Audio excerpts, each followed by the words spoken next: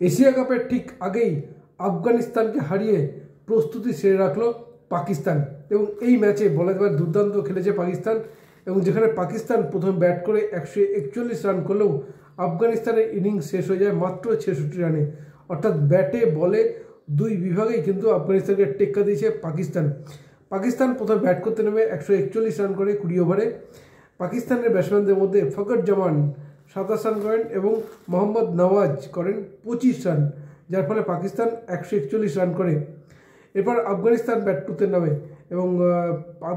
Bat করতে নেমে মাত্র 66 রানে অল আউট হয়ে যায়। আফগানিস্তান ব্যাটসম্যানদের মধ্যে রশিদ খান মাত্র 17 রান করেন সর্বোচ্চ এবং এই ম্যাচে বলা যেতে পারে ম্যান অফ দ্য ম্যাচ হয়েছেন মোহাম্মদ নওয়াজ এবং তিনি 19 রান দিয়ে 5 উইকেট নিয়েছেন।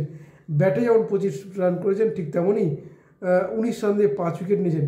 অন্যদিকে আফগানিস্তান দিক থেকে যদি বলা যায় তাহলে ফারুকি তিনি 19 রান দিয়ে 2 উইকেট নিয়েছেন এবং রশিদ খান 38 রান দিয়ে 3 উইকেট নিয়েছেন এবং এই জয়ের ফলে বলা যেতে পারে এশিয়া কাপের আগে নিজেদের আত্মবিশ্বাস অনেকটাই বাড়িয়ে নিল পাকিস্তান।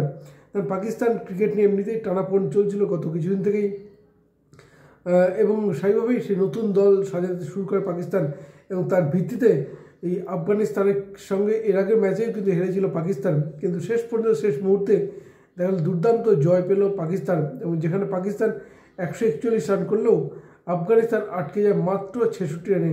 অর্থাৎ এই বিশাল ব্যবধানের জয় এটা কিন্তু অত্যন্ত গুরুত্বপূর্ণ, যেখানে মোহাম্মদ নওয়াজ তিনি ব্যাটে যেমন 25 রান করেছেন ঠিক তেমনই বল হাতেও 19 রান দিয়ে 5 উইকেট নিয়েছেন।